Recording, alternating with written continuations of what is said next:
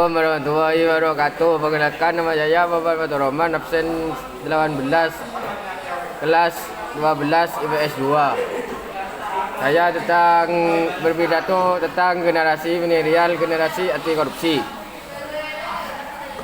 Yang terhormat Kepala Sekolah SMA Rabi Puji, Ibu Mainah SPD, yang saya hormati Bapak DRS Sucipto selaku penguji praktek bahasa Indonesia, serta teman-teman perjuangan yang berbahagia. Selamat pagi dan salam sejahtera untuk kita semua. Pertama-tama marilah kita panjatkan puji syukur kehadapan Tuhan Yang Maha Esa, karena atas berkat dan rahmat-Nya kita dapat berkumpul di tempat ini dengan sehat dan hati penuh bahagia. Pada kesempatan kali ini saya akan menyampaikan sebuah pidato yang berjudul Generasi Milenial, Generasi Anti Korupsi. Tujuan saya mengambil tema ini adalah untuk menyuarakan dan juga untuk mengimbau generasi muda penerus bangsa untuk menjadi generasi anti korupsi.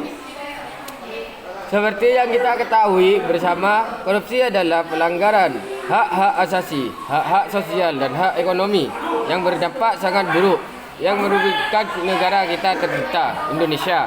Maka dari itu korupsi tidak bisa dikatakan sebagai kejahatan biasa, melainkan kejahatan luar biasa. Mengapa demikian? Karena dampak dari korupsi bukan hanya menghambat pembangunan negara, tetapi juga merusak bibit-bibit generasi muda penerus bangsa. Hadirin yang berbahagia, negara kini Indonesia adalah negara yang kaya akan sumber daya alam, kaya akan seni dan budaya, kaya akan segala aspek. Tetapi mengapa masih banyak anak-anak yang putus sekolah karena tidak memiliki biaya? Mengapa masih banyak anak-anak yang mati kelaparan? Apa yang salah dengan bangsa kita ini?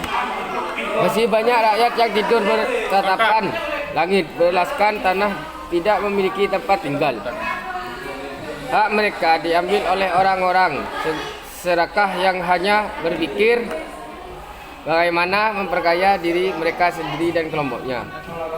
Para hadirin yang berbahagia, coba bayangkan betapa ironisnya negara kita Indonesia yang merupakan negara-negara dengan tingkat korupsi tertinggi di dunia.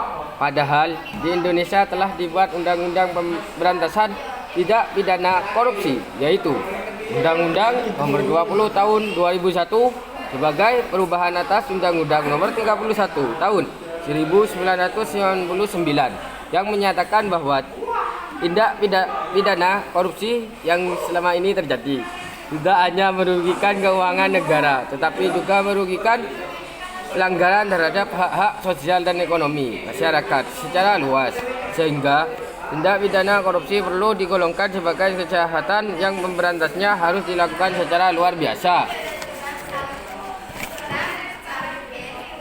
Kita generasi milenial pada tahun 2045 mendatang tepat 100 tahun bangsa ini merayakan kemerdekaan kita, generasi yang akan menentukan wajah Indonesia. Kita ialah yang akan membuat sejarah.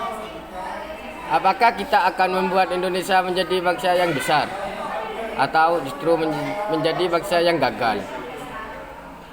Hadirin yang saya banggakan, bagaimana cara kita menghentikan tindak korupsi di negara ini? Pertama, korupsi harus diberantas dengan cara meningkatkan iman dan ketakwaan kita terhadap Tuhan Yang Maha Esa. Kedua, korupsi diberantas dengan menciptakan sumber daya manusia yang bermoral dan bermartabat. Karena tugas kita sebagai generasi muda adalah menentang korupsi dengan berani, jujur, dan hebat. Maka dari itu, saya adalah menentang korupsi dengan berani, jujur, dan hebat. Mengimbau seluruh generasi muda untuk mengatakan tidak pada korupsi. Kita sebagai generasi muda harus menghentikan paradigma maju tak gentar membela yang bayar. Apalagi generasi milenial saat ini tengah mendapat kepercayaan Buktinya adalah dengan dipilihannya 7 staf urus presiden yang terdapat dari kaum milenial. Saya sangat mengapresiasi hal tersebut.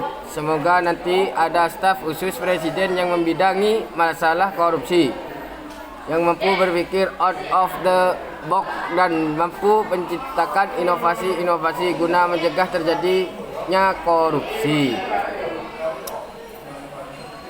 Sementara itu, saya juga ingin mengkritisi keputusan presiden tentang pemberian gerasi. Saya ingin presiden tidak memberikan gerasi atau pengurangan hukuman kepada terpidana korupsi. Seperti yang baru-baru ini adalah pemberian gerasi karena pemberantasan korupsi. Apalagi jika korupsi yang dilakukan tidak hanya berdampak pada aspek sosial ekonomi, namun juga berdampak luas terhadap lingkungan. Hadirin sekalian yang saya banggakan, demikian pidato yang dapat saya sampaikan. Kurang lebihnya mohon maaf. Assalamualaikum warahmatullahi wabarakatuh.